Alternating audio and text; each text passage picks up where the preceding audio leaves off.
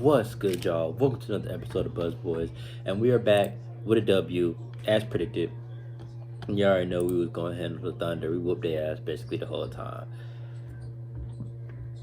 At some points they cut it down, but for the most part, especially in that second half, like we whooped their ass. I think they cut it to 9, and that was kind of like, oh my god, are they going to come back? But man, we whooped their ass. We took care of. We need to take care of. And right now we are sitting at 6 games above 500. Man, it's beautiful. Very proud of this team. Rewatching it right now, and to start the game, we took what the defense gave us. Like Miles just putting his head down, going to get a layup, just going to get layups. Like they couldn't stop us. They don't have no fucking big man. They're playing small ball. You put your head down, go and get a layup every play. Like that shit was there. I just loved how we started the game. And then PJ, he got hot. He was hitting his threes. He had missed his last 16 threes. But then, what I'm saying, he made like 6 threes tonight, bro. I think he made like 6 threes tonight. Let me see. Dang, where the fuck is he at? Yeah, he was 6 for 10 from three, 6 for 10 from the field. He did not shoot anything but threes. And he shot 60%. Like, that's what's up, bro. That shit's crazy. And at halftime, he was like, yeah, the coach is telling me I'm 60% right now. And then he finished 60%. So it's like, okay. Like, you know, that's the PJ that I love, man. 20 points, all threes, 6 rebounds, 2 blocks, no turnovers. He had 2 fouls, but it's like, bro, his plus minus was 20. Like, that's what we need from fucking PJ, bro. When PJ turned to 3J, that's when the Hornets is really like, bro, we unstoppable. Miles Bridges, he got his 22 and 14. He got his double double. He was 50% from the field, 3 for 7 from three. He went crazy. Gordon had 16 points, 7 rebounds, 4 assists. He did his thing. He only had 1 turnover. Miles had 4 turnovers. He led the team with 4 turnovers. But we still only had 12 as a team, which is good. Nobody really played more than 30 minutes tonight. Miles Bridges led us with 33 minutes. Nobody had more than that. I'm glad to see nobody near 40 minutes.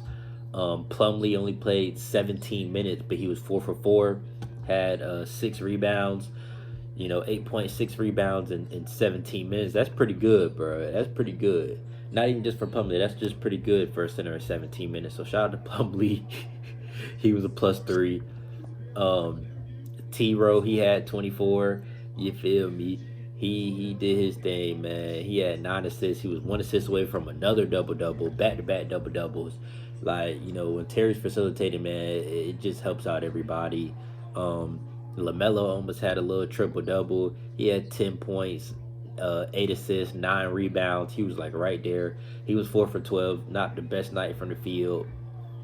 Kelly Oubre, he just got a bucket right here on the highlights, but he didn't play that well from the field, 3 for 14. But he still provides that spark. Just, the few buckets that he did have, they came at a time where it just helped us extend the lead, Now I got some bad news, man. Got some bad news. The GOAT, Jalen McDaniels, hurt, sprained his ankle. Borrego does believe he's going to miss some time, which fucking sucks, bro. Because everybody knows, you feel me, if you watch this channel, you know that Jalen McDaniels, I call him GOAT McDaniels. That's my favorite player. Oh, man, I'm seeing it now. Yeah, he just fell. He twisted his ankle, had to be helped off. James Bouknight helped him off. Good teammate. And how about James Bouknight getting some burn tonight? Got to play 7 minutes and 25 seconds. So basically, you feel me, like 70-80% of the fourth quarter. It was a blowout. He had a monster dunk. So you feel me, nice just see him catch a body, and then he had a lob to Miles Bridges. So it's just nice to just see him do his thing, man. Just nice to see him do his thing. Like, his plus minus was a -1, but who gives a fuck? Nick Richards and JT Thor, they played 4 minutes. Kai Jones played 3 minutes, and Vernon Carey played 2 minutes. And Vernon Carey got him some buckets. He got 1 point. Yeah, you feel me? Yeah, big burn time. JT Thor, he had 2 points. So I just like to see the guys get some buckets in garbage time. I'm glad that Borrego played him them 7 minutes. Like, you know what I'm saying? Give him some real time, not just, a minute and 30 seconds to dribble a couple possessions. You know what I'm saying? Like, let's see him really get to fucking play with the big boys. You see him throw a lob to Miles. So hopefully Book Knight can just kind of sneak into the rotation here and there. And that's kind of all I've been asking for. Like, I'm not asking for him to take nobody's minutes and play 20 something minutes a game, but there is no reason for me not to believe that he couldn't play 8 to 10 minutes here and there, bro. Like, come on, bro. You know what I'm saying? Even if he just played 10 minutes, like, because sometimes Ish Smith might only play 10 to 12 minutes. Like, Ish didn't even play tonight. So it's like, bro, there's no way you can't tell me that them few times, well, not even few, like multiple times where Ish played, that couldn't have been Book Night instead. You know what I'm saying? Yeah, I know Ish sometimes give you that defensive prowess or whatever, and sometimes Ish be sucking too. Sometimes he be missing layups, he can't shoot threes. So there's plenty of times where I feel like Book Knight can get those little Ish Smith minutes, and we'll see as the season transitions. But hopefully Borrego gets him involved, man, for real. Because I just want to see him play with the big boys, man. I want to see him play with the big boys, see what he can do. Like, I was really just on my phone, like, basically the whole second half. So that's why I'm really, like, watching this shit for real, trying to pay attention. But, it was just a good game from basically everybody that played. Oubre, like I said, Oubre struggled from the field, but everybody else played great. Everybody else played great. We only shot 34% from three. I mean, but we handled them easily, bro. We shot 70% for the free throw line today. Kelly Oubre 2 for 5. That kind of dragged us down. Miles Bridges 1 for 2. So we still got to tighten up them free throws, bro. Cause you feel me, the Thunder was 80%. So it's like I feel like we shouldn't be shooting less than 80% as a team, bro. I really don't. But Josh Giddey, he did his thing, man. He had 21 points, 9 rebounds, 3 assists. You feel me? I got him on my fantasy team, so I'm glad he did a little something. And Josh Giddey, he's a nice young talent in this league. He broke LaMelo's record from last year for youngest player ever with a triple-double in NBA history. So, he's 19 years old, coming from the NBL in Australia, similar to LaMelo. You know what I'm saying? Just a big guard, get you rebounds, get you assists, and broke LaMelo's record. So they actually share a whole lot of similarities. And then Shai Gilgeous had 29, former Hornets pick. Traded him for Miles. I don't remember what else we traded in that trade, but so it ended up working out for both of us. But he had 29, he had 6 assists. But outside of that, ain't nobody really do shit for them. Jeremiah Robinson had 12. He had 12 and 11, so he got a little double-double. I think he might be a rookie. Let me see. Yeah, he's a rookie. He was a second-round pick last year, so you feel me? OKC might find a little diamond in the rough with Jeremiah Robinson Earl. Lugan's door ain't really do shit tonight. He played like shit. He was fucking 1 for 7, had 3 points, 3 turnovers. He played like shit. But shit, they all play like shit because we whooped their ass.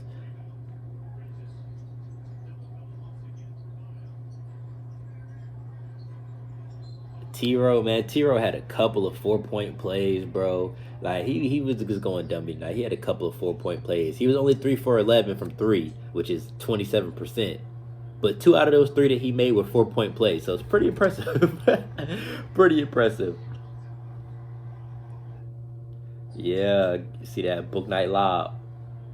Miles throws the book throws it right back, bang out.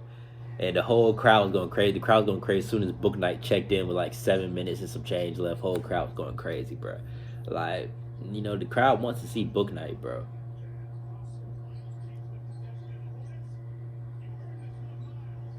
Yeah, Miles saved that shit, then come back and hit the 3. I'm rewatching the shit because, like, I saw it, but I was on my phone because I knew it was a blowout. So, like, I wasn't really paying too much attention. I just saw a few things here and there. So I got to get into it for real. And this is how I be when I be watching the game, bro. I be litty, like.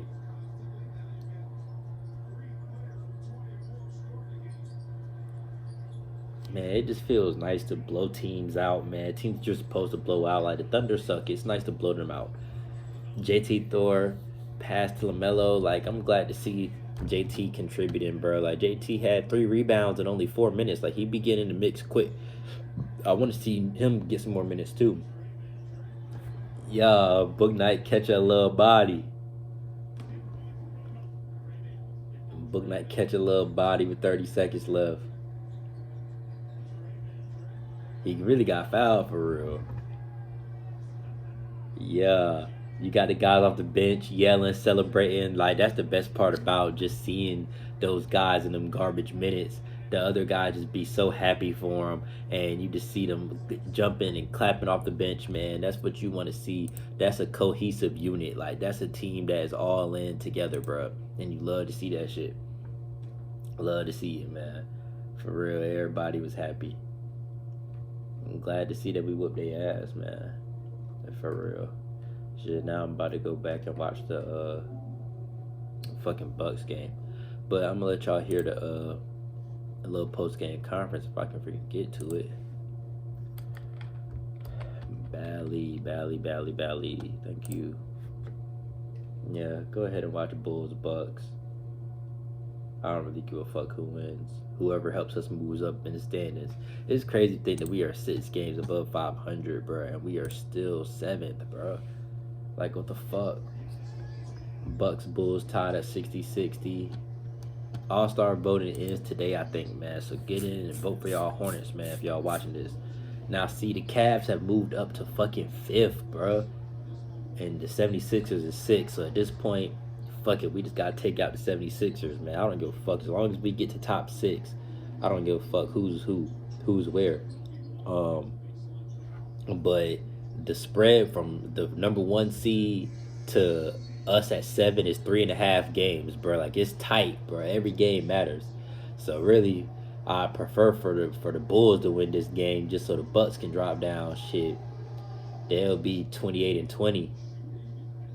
Damn, they don't play a lot of games. If they lose, they'll be 28-20. We'll be 26-20. But at least we'll have the same amount of losses. Shit, they'll still be above us just because they have 28 fucking wins. Like, I thought we had played the most games. Well, in the first half of that season, we did. We was on the road a lot. We would play a lot more games than a lot of people. But now, the team's kind of starting to catch up to us. We having a few days off between games and shit. But we done won 3 in a row. We got the best winning streak in the whole East. Everybody else done won 1, lost 2, lost 1. You feel me? The Raptors were hot. They done lost 2 in a row. Like, a lot of them little teams that was hot, they done lost. So right now the Hawks have won 3 in a row. They still 5 games up under 500. Let's see if they won tonight. Let's see if the Hawks won because they had a close game going on. Yeah, Hawks beat the Heat by 2. Trae Young been going dummy. You feel me? Trae Young been going dummy. The Lakers won against the Magic. Got to 500. Good for them. Fucking losers. Lakers been losing, man. That shit tough. And I know, like, I'm a Hornets fan, but I just like to see LeBron succeed, bro. Like, I can't lie. I like to see LeBron succeed. But, yeah, fuck it. At this point, go ahead, hope for the Bucks to lose so they can drop down. Like, it's tight. The Washington Wizards are 8th. They're 6 games behind, so we got a 2.5 game lead on them. So it's like right now I'm just looking at them teams ahead of us, and we just gotta keep winning, bro. That's all we gotta do. We gotta keep winning. And we had 20 losses, so we need the 76ers to lose. The Clippers beat them tonight, so then they got the Spurs tomorrow. Pelicans, Lakers. I don't know, their schedule's not too hard, but hopefully they start dropping out. Need the fucking Cavs to lose, bro. They play the Thunder tomorrow. Like, I need them to play some hard teams. They play the Thunder, the Knicks, the Bucks, the Pistons, the Pelicans, like the Rockets. Like, the Cavs got an easy little schedule coming up, bro. I need them to fucking lose, dude. Let's see who we got coming up. We got the Hawks. We got the Hawks, the Raptors, Pacers, Lakers, Clippers, Celtics, and then the Cavs. So it's like, we don't got the easiest schedule, but, you know what I'm saying, all winnable games, right? We only 6 games above 500. We can beat, who the fuck we play out? I forgot that fast. The Hawks, we can beat them. The Hawks on a little run too, so it'll be good. Face a hot team and beat their ass. That would be good. But I'm gonna go ahead and wrap this up. I'm at 14 minutes right now. I done covered everybody's stats, covered everything I had to cover. We whooped their ass. It really wasn't too much to talk about, as I predicted. Um, they did the little Jordan 23 racing thing. They just interviewed Denny Hamlin and Bubba Watson, I think what his name is. Just interviewed them, and they had, I guess, the team mascot during halftime dancing with Hugo or whatever. Like, it won't nothing too crazy. Won't nothing too crazy. Just something to touch on, though. But we shot 45% from the field. Um, yeah, nothing crazy. We won the rebound battle. 62 to 52, so that's good to see us fucking rebound the ball. That's something that we've been having to do. They don't really have no dominant big man like that, so we should out rebound them. Rebound by committee, man. Shit. Assists, we had 34 assists to their 20. That's really what just blew this shit up. You know what I'm saying? When you have almost double the assists as the other team, that lets you know that y'all are moving the ball and doing what y'all are supposed to do. I done got distracted. I was supposed to be letting y'all hear the post game. Here you go, Borrego. Let's see what Borrego has to say. Let me unplug. Damn, I'm unplugged. Alright, let's see what he had to say.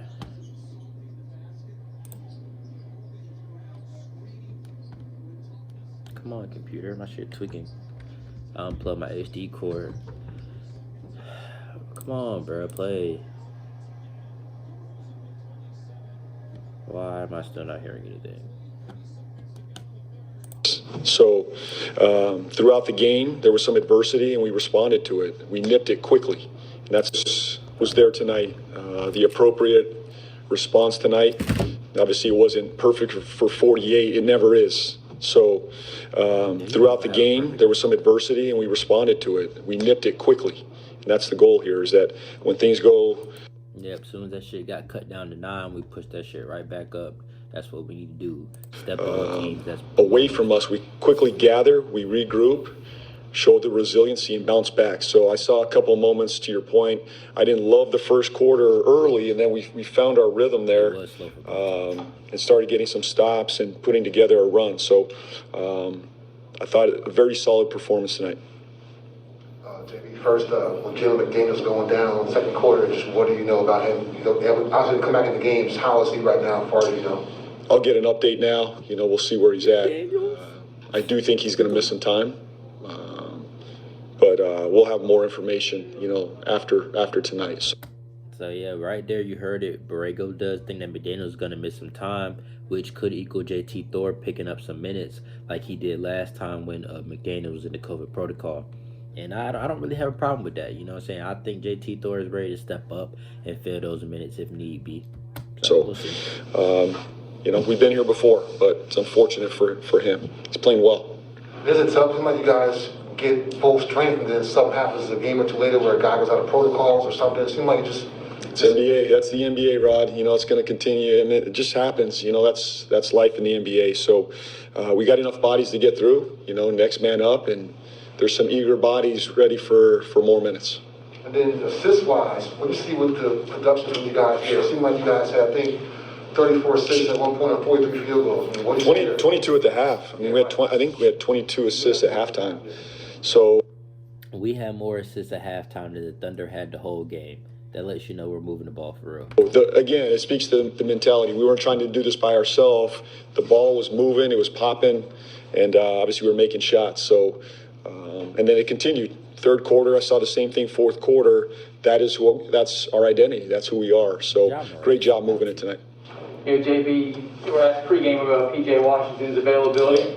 He showed up tonight. Tell me a little bit about, I guess, his maturity and being ready to contribute like that, you know, sort of fresh off a brief layoff. Yeah, he bounced back. You know, he's a shooter. He's a confident kid. 3J. When he plays like that, he makes us a different team. So he just needed to see one go through the hoop. Once he saw that go through, he was fine. Settled in. He's guarding.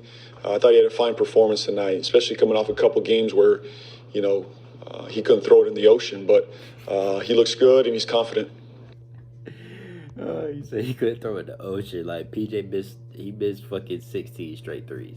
But yeah, I just want to let y'all hear that, man. I'm going to wrap it up before I get to my 20-minute threshold. I'll catch y'all on the next one before the Hawks game. Peace.